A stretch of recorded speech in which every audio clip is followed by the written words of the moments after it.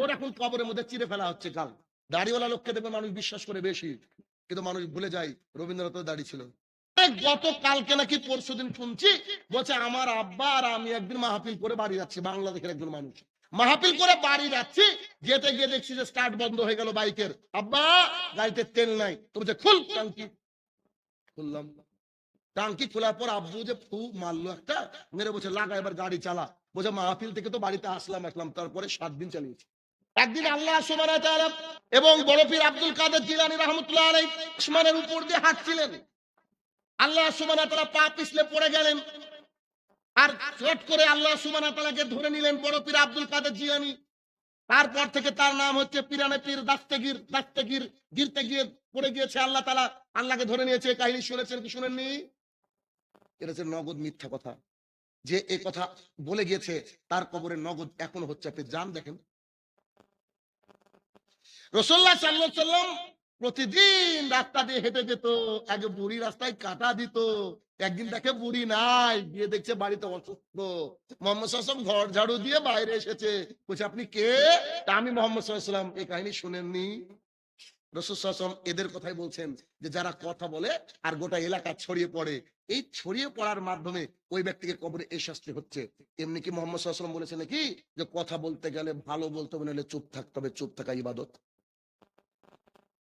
আপনি কথা বলতেই পাবেন না, একেবারে চুপ থাকতে হবে।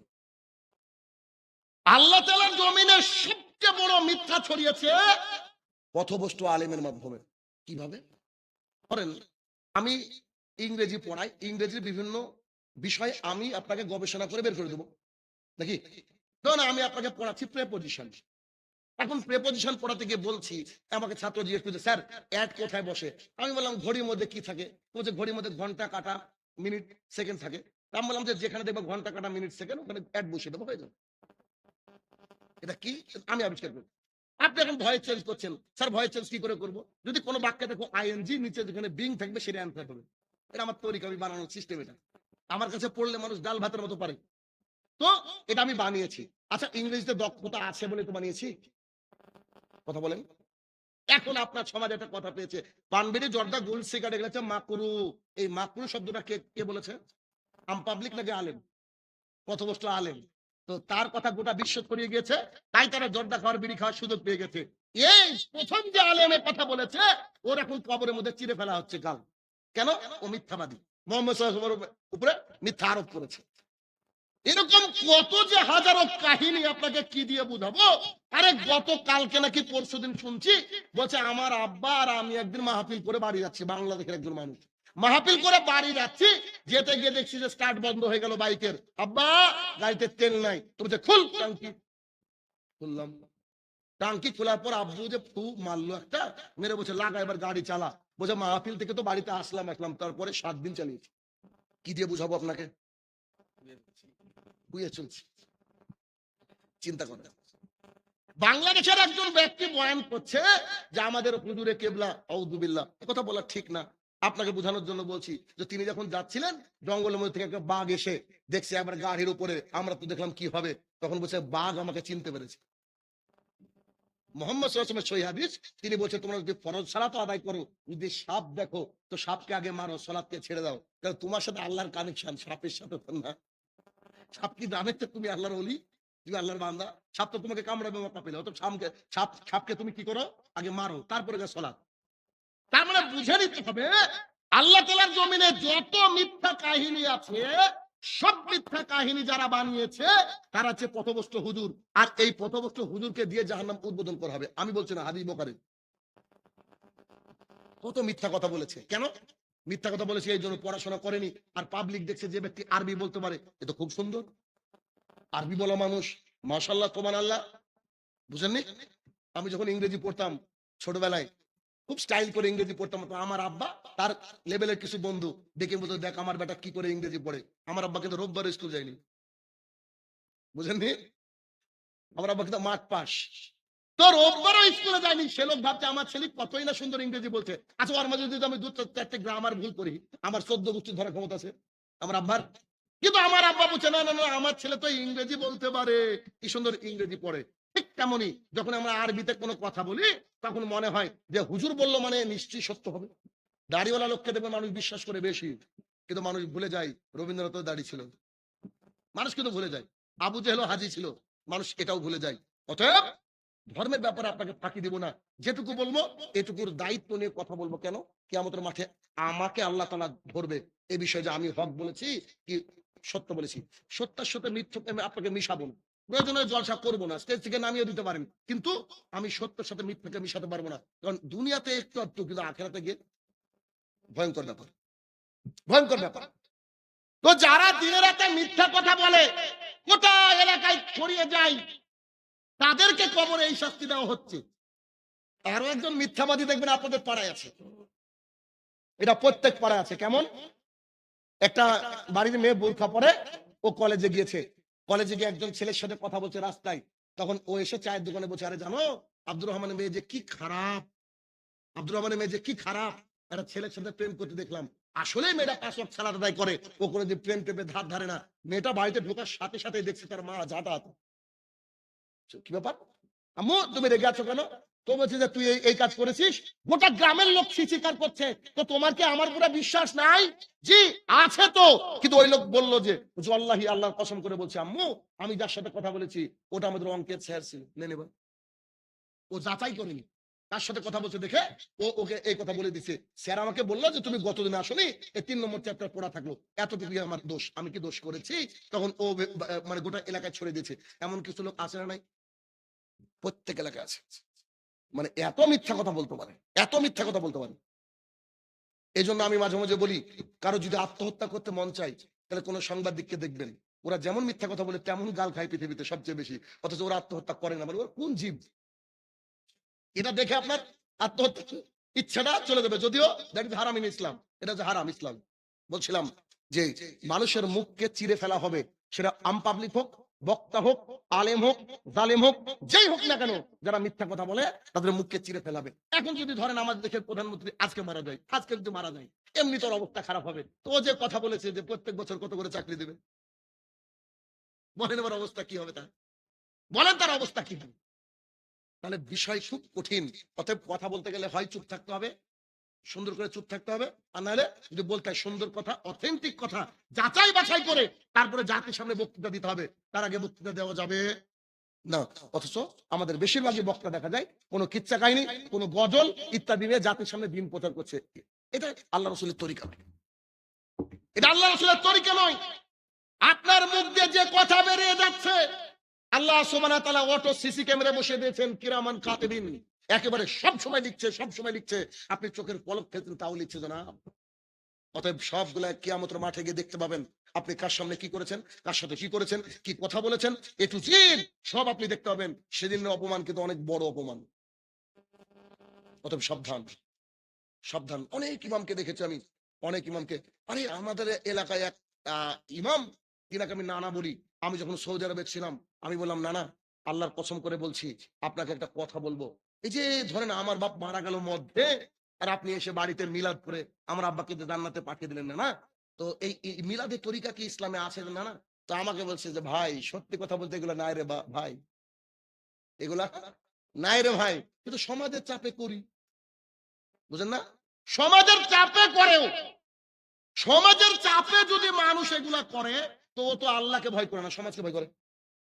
বুঝলেন কথা? পৃথিবীর সবচেয়ে ভালো মানুষের নাম মোহাম্মদ সাল্লাল্লাহু আলাইহি সাল্লাম, যার ব্যবহারে আজ পর্যন্ত কেউ ত্রুটি বের করতে পারেনি। এক হিন্দু, ইহুদি, খ্রিস্টান তাকে দেখে বলছে এর মতো মানুষ হয় না, অথচ তাকে গ্রাম ছাড়া হতে হয়েছে। কেন? শুধু বলেছে যে কুল লা ইলাহা ইল্লাল্লাহ তুফলিহুন, তোমরা শুধু এক আল্লাহর ইবাদত করো। আর ওরা বলছে আরে মানাত, লাত, উজ্জা, হবল, এদের কি হবে? 360টা মাবুদ পীর মুরিদি শেষ করে দিল গো। আর বলছে এক আল্লাহর ইবাদত করো, তাকে আবার নাকি চেনা যায় না, দেখা যায় না। কথা কি বোঝাতে পারছি আপনাকে? তার মানে মুহাম্মদ সাল্লাল্লাহু আলাইহি ওয়াসাল্লামকে টিকতে দেয়নি। এবার আপনাকে একটু হকের মানদণ্ড একটু ছোট্ট করে বলে দিই, এটা আমার নিজস্ব মতামত। যখনই দেখবেন আপনার উপরে অত্যাচার নেমে আসছে, বুঝে নেবেন আপনি হক কথা বলেন। তারপর ভাবেন না যে গাদার ব্যবসা করে না পুলিশ অত্যাচার করছে। শাহিনুর রহমান বলে দিয়েছে যে আমি হকের পথে আছি, এরকম ভাবেন না। কারণ হকের পথে চললে আপনার উপরে অত্যাচার হবেই হবে। কত যে অপবাদ আসবে আপনাকে আমি কি দিয়ে বুঝাই। আমার এলাকায় প্রায় ছেলে মেয়ে আমার কাছে পড়েছে, প্রায় গার্জেনরা আমাকে এত ভালোবাসে যে আমার মতো ভালো ব্যবহারের ছেলে নাকি আমার গ্রামে নাই। 2012 সাল সৌদি আরব থেকে আসলাম, বুকে হাত বেঁধে সলাত আদায় করতে শুরু করেছি, কারণ আমাদের পাড়ায় সব নাবিল নিচেওয়ালা। তো বুকের উপরে হাত বেঁধে সলাত আদায় করতে শুরু করেছি। তো আমি মসজিদে যেতে যেতে কয়েকজন লোক বেড়ে গেছে, অরিজিনাল ঘটনা বলছি, কয়েকজন লোক বেড়ে গেছে। এবার আমিনটা একটু জোরে হয়েছে। যিনি আমাদের মসজিদের তৎকালীন সেক্রেটারি ছিলেন, উনি কিন্তু সবসময় বিড়ি খান খালি নামাজ বাদ দিয়ে। তো তেমন আল্লাহর অলি, বুঝলেন? তো দেখছি নামাজের মধ্যে যে আমিন একটু জোরে হয়ে গেছে, ও বলছে আস্তে রে, মসজিদের ইট সাক্ষী। তখন নামাজ যখন শেষ হয়ে গেছে, এলাকার যে লোকটা খুব বেশি নামাজ পড়ে না, ইমানদারও না, সে লোকটা চট করে বলছে, তুই কি হাদিস পড়েছিস? তা আমি বললাম যে ওই যে তাকের উপরে রাখা ওটার নাম কি? বলছে মুসলিম শরীফ। নিয়ে আসেন। এই মুসলিম শরীফ আবার আমাদের মসজিদে কোত্থেকে এসেছিল জানেন? ওই ভাইটা পরে দিন ইসলাম বুঝতে পেরেছে, দিয়ে এসেছে, ও মোহাম্মদ সাল্লাল্লাহু আলাইহি তরিকায় এসেছে, তো ও ফুরফুরাতে ঘুরতে গিয়ে মুসলিম শরীফ এনেছিল। আচ্ছা, মুসলিম শরীফ যখন এসেছে, এখন আমি বলছি ওই মুসলিম শরীফের 810, 815, 814 নম্বর হাদিস খুলে রাখেন তো, জোরে আমিন বলা আছে কিনা। তো আমাদেরকে বলছে তুই দেখ। দাম বলছিলেন খুলেন। তো পাশ থেকে একজন এসে দম করে বন্ধ করে দেবে, সব চলবে না, এরকম ভণ্ডামি মসজিদে চলবে না। আমি বললাম যে ঠিক আছে, মসজিদ থেকে বেরিয়ে চলে গেলাম। পরের দিন এসে দেখছি মসজিদে মুসলিম শরীফই নাই, মসজিদে মুসলিম শরীফই নেই। তো সেই লোকটার ছেলে আমাদের সাথে এসে আমাদের মতো নামাজ পড়ে, ওর বাপ আমাদের উপরে তিরস্কার করে। ওর বাপ যেদিন হেদায়েত পেল আমার বাড়িতে সে কি কান্না না কেঁদেছিল, বুঝে ভাই তুই ঠিক, তুই ঠিক। কারণ আমরা পড়তে শিখেছি, আমাদের চোখ আছে, আমরা অন্ধভাবে এতদিন লালন করছিলাম, পালন করছিলাম। আপনাকে আমি বলতে চাইছি যে যারা হক কথা বলে তাদের উপরে কি হবে? অত্যাচার হবে। মোহাম্মদ সাল্লাল্লাহু আলাইহি ওয়াসাল্লামের উপরে হয়েছে। আচ্ছা বলেন তো, ডক্টর জাকির নায়েক লোকটার এমন কি দোষ ছিল? ওকে এক হিন্দু প্রশ্ন করছে, আমরা কি মূর্তি পূজা করতে পারবো? হিন্দুকে বলছে শ্রীমদ ভাগবত গীতা 7 নম্বর অধ্যায় 20 নম্বর মন্ত্র, বলছে যারা পাগল তারা পুজো করে, ওর কি দোষ? ওকে তাড়িয়ে দিয়েছে দেশ থেকে। বুঝলেন বিষয়টা? তো আমার মনে হয় দু বছর বা 2 বছরও হয়নি, কারণ আমার কাছে আল্লাহর রহমতে বাংলাদেশ থেকে, কুয়েত থেকে, সৌদি আরব থেকে, মালয়েশিয়া থেকে ছাত্ররা পড়ে। তো যার ফলে আমি অ্যাকাউন্ট বানিয়েছি, রিসেন্ট হলো 2-2.5 বছর বোধহয় হবে আমি অ্যাকাউন্টে টাকা নিতে হয় তাই। তার আগে পর্যন্ত আমার কোনো অ্যাকাউন্ট ছিল না ব্যাংকে। কেন? সুদকে আমি এত ভয় করি, আমি অ্যাকাউন্টে রাখিনি। একদিন আমার এক চাচা, বাইরের এক চাচা এসে আমার বাড়ি একটা একটা জিনিস মেরামত করতে এসে বলছে তোমার অ্যাকাউন্টে নাকি 40 লাখ টাকা আছে। আমি বললাম আমার তো একটার নাম্বারই নেই। তো বলছে মানুষ এভাবে মিথ্যা কথা বলে? আমি বলছি জি। আর এই মিথ্যা কথা কি হয়েছে? চারিদিকে ছড়িয়ে গেছে। কথা কি বোঝাতে পারছি? তার মানে আপনাকে যেটুকু বোঝাতে চাইছিলাম, যে মিথ্যা একজন মানুষ বলল আর গোটা এলাকায় ছড়িয়ে গেল, সেই ব্যক্তির কবরে কি আযাব? গালকে চিরে দাও। আচ্ছা ঠিক আছে বুঝলাম। ওই যে দ্বিতীয় ব্যক্তি ছিল তার ব্যাপারে কি বলবা তুমি, তোমরা? তখন তারা বলছে হ্যাঁ, হ্যাঁ, হ্যাঁ। ওই যে ওই ব্যক্তিকে দেখলেন যিনি আরাম কেদারাই শুয়ে থাকার মতো বসে থেকে আছে, বা বসে থাকার মতো শুয়ে থেকে আছে, ওই ব্যক্তির পাশে একজন ব্যক্তি দাঁড়িয়ে ছিল, তার মাথার উপরে কি করছিল? পাথর মেরে ভেঙে দিচ্ছিল। এই ব্যক্তি কে? তখন মোহাম্মদ সাল্লাল্লাহু আলাইহি ওয়াসাল্লামকে তারা উত্তর দিচ্ছেন যে এই ব্যক্তি হচ্ছে সেই ব্যক্তি যারা কোরআন জানার পরেও ফজরে ঘুমিয়ে থাকে। কোরআন জানার পরে ফজরে ঘুমিয়ে থাকতো। এখন কিছু লোক মজলিসে বসে বসে ভাবছে আলহামদুলিল্লাহ কোরআনটা জানি না বাপ, বেঁচে গেলাম। কুল হুয়াল্লাহু আহাদ জানেন না? জানেন না এটা? আলহামদুলিল্লাহি রাব্বিল আলামিন জানেন না? আপনার নাতনিটাও জানে গো, 2 বছর বয়স। তার মানে আপনি কোরআন জানেন। এবার বলেন আপনি কোরআন জানেন। যে ব্যক্তি কোরআন জানার পরে কি করলো? ফজরে ঘুমিয়ে থাকতো, তার মাথাকে কবরে ভাঙা হচ্ছে। খলিলাবাদের মসজিদে ফজরে কজন লোক উপস্থিত হয় একটু বলতে পারবো? তো 11 জন মানুষ আমার ভাইয়েরা সালাত আদায় করেছে, 11 জন। দেখেন রাসূলুল্লাহ সাল্লাল্লাহু আলাইহি ওয়াসাল্লামের স্পষ্ট হাদিস, সবাই আমরা জানি, মান তারাকা সালাতান মুতাআম্মিদান ফাকাদ কাফারা, যে ব্যক্তি ইচ্ছে করে সালাতকে ছেড়ে দেয় সে ব্যক্তি মুসলমান। অথচ আমরা আল্লাহর জমিনে আমাদের পাসপোর্ট, ভিসা সবকিছুতে, আধার কার্ড, অমুক কার্ড, তমুক কার্ডে সবকিছুতে আব্দুর রহমান থাকলেও আল্লাহ তাআলার কাছে মুসলমান থাকা যাবে না ভাই। পৃথিবীর বুকে আপনি যাই করেন না কেন, যেখানে থাকেন না কেন, অন্তত 5 ওয়াক্ত সালাত আদায় করেন। কেন? 5 ওয়াক্ত সালাত মানে আল্লাহর সাথে কানেকশন হবে। আর আল্লাহর সাথে কানেকশন হলে অন্যান্য পাপগুলার যে ক্ষমা, সেটা আল্লাহ তাআলার কাছ থেকে ক্ষমা চাওয়া যাবে। মানে আপনি, মানে we are connected to almighty Allah সুবহানাহু ওয়া তাআলা। আর যদি আমরা কানেক্টেডই না থাকি, তাহলে কি আমাদের আল্লাহর কাছে গিয়ে বলতে পারবো? আচ্ছা আমার বাড়ি জলঙ্গি সরকারপাড়া। এখন আমার আধার কার্ডে নামের বানান ভুল আছে, আমি কি হরিয়ারপাড়ায় ঠিক করতে পারবো? পারবো না। কেন? যদি আমি ভারতবর্ষের বাসিন্দা, আমাকে কি 2 টাকা কেজি 4 টাকা কেজি চাল এই আপনাদের হরিয়ার পাড়ার লোক বা এই আপনাদের এলাকার কোনো যখন আমি রেশন দোকানে যাব আমাকে দিবে কি? যদি আমি পশ্চিমবঙ্গের, কিন্তু আমাকে কেন দিবে না? বলে ভাই আপনার কি মাথা ঠিক আছে? নাহলে বহরমপুরে গিয়ে একটু দেখে নিন, বুঝলেন না? তো বিষয় হচ্ছে আপনি মুসলমান, আপনার নাম ঠিক আছে, আপনি এই দেশের বাসিন্দা, আপনি পশ্চিমবঙ্গের বাসিন্দা, আপনি মুর্শিদাবাদের বাসিন্দা, কিন্তু আপনি কি হয়েছে? আপনি শুধু কানেক্টেড নাই আমাদের রেশনের সাথে, আপনি কানেক্টেড জলঙ্গি রেশনের সাথে। যে ব্যক্তিরা সালাত আদায় করে, ফজরের সালাতে ঘুমিয়ে থাকে, তাদের মাথাকে ভেঙে দেওয়া হবে। আপনি যে তরিকা ফলো করেন, আল্লাহর কসম করে বলছি আমাদের আপত্তি নাই, কিন্তু ভাইয়ের আমার, বোনের আমার, সালাত আপনাকে আদায় করতে হবে। ভাইদেরকে মসজিদে যেতে হবে, মা বোনদেরকে বাড়িতে থেকে সালাত আদায় করতে হবে। সালাত ছাড়া মানুষ মুসলমান থাকে না। কি দিয়ে বুঝাবো আপনাকে আমি? বুরাইদা রাদিয়াল্লাহু তাআলা আনহু বলেন, রাসূল সাল্লাল্লাহু আলাইহি সাল্লাম বলেছেন, আমাদের আর তাদের মাঝে চুক্তি হচ্ছে সালাত। যার সালাত আছে সে মুসলমান, যার সালাত নাই সে মুসলমান নয়। আনাস ইবনে মালিক রাদিয়াল্লাহু তাআলা আনহু বলেন, রাসূল সাল্লাল্লাহু আলাইহি সাল্লাম বলেছেন, কিয়ামতের মাঠে সর্বপ্রথম হিসাব নেওয়া হবে সালাতের। যার সালাত থাকবে না তার কিছু থাকবে না। আল্লাহ সুবহানাহু ওয়া তাআলা বলেন, মা সালাকাকুম ফিস সাকার। এই আয়াত হয়েছে, দুইজন বক্তাই বলেছে, আপনাকে আর কি বলবো আমি? আপনি জানেন যে সরাসরি সেখানে বলা হচ্ছে যে ব্যক্তি মুসল্লি নয় তার থাকার জায়গা আছে জাহান্নাম। আজকে মসজিদের ইমামরা তারা পেরেশান হয়ে যায়, বারবার করে বলে জুমার দিনে অন্তত এই কথাটা বলে যে আপনারা 5 ওয়াক্ত নামাজ তো পড়েন, 5 ওয়াক্ত নামাজ তো পড়েন, কিন্তু মানুষ অন্যান্য সময় ইমামকে ডেকে পোলাও ভাত খাওয়াবে, মাংস ভাত খাবে, সব ঠিক আছে, সম্মান দিবে, হাদিয়া দিবে, কিন্তু সালাতের কথা শুনলে ওই আর কি ওরা সন্তুষ্ট হয়ে যায়। আবার যদি একটু কড়া করে ইমাম বলে, তাহলে কিন্তু সেই ইমামের আবার ওই মসজিদে থাকা মুশকিল। বলেন এদের সবাই কি হয় না? না মুশকিল কেন? মসজিদ কমিটি, আমি যতটুকু গবেষণা করে পেয়েছি, আমাদের পশ্চিমবঙ্গে দেখেছি, যত জায়গায় গিয়েছি, প্রায় বেশিরভাগই জায়গায় মসজিদ কমিটি যারা, তারা কেউ পাক্কা নামাজি না। সুদখোর, অমক্ষর, তমক্ষর, ও যায় না, ওর বন্ধন আছে বাড়িতে, ওর কত কি আছে, ও গিয়ে সভাপতির দায়িত্ব পালন করছে। তো তার সামনে কথা বলা হতো টাপ ভাই, কারণ সে সালাত আদায় করে না, এখন ওকে সালাতের ব্যাপারে বলবেন। তার বউ পর্দা করে না, তাকে পর্দার উপরে বলবেন, তাহলে তো সে তো কষ্ট পাবেই। মানুষকে আর কত কষ্ট দেওয়া হবে? অতএব যে ব্যক্তি ফজরে ঘুমিয়ে থাকে, সেই ব্যক্তির কি করা হবে? মাথা ভেঙে চৌচির করে দেওয়া হবে।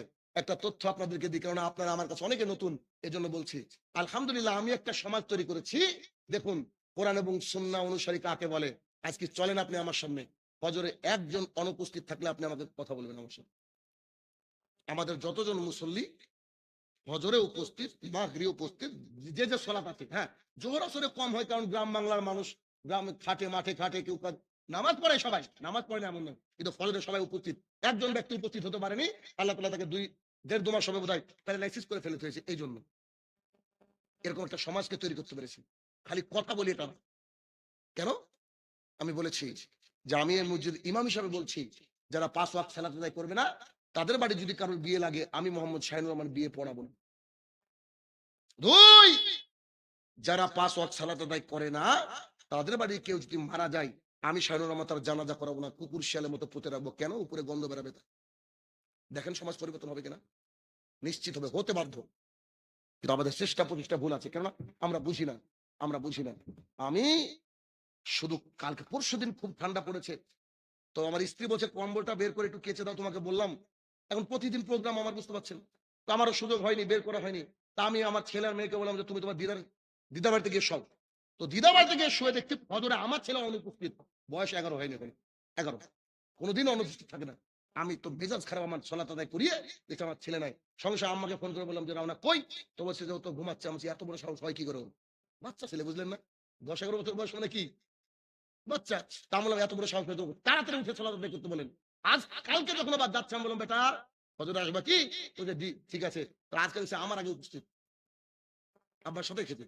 তারপরে আপনাকে বুঝাতে চাইছি যে সালাত ছাড়া একজন মানুষ মুসলমান থাকে না। এই জিনিসটা আমাদের সমাজকে আজও বোঝাতে পারি না, আজও বোঝাতে পারিনি আমরা।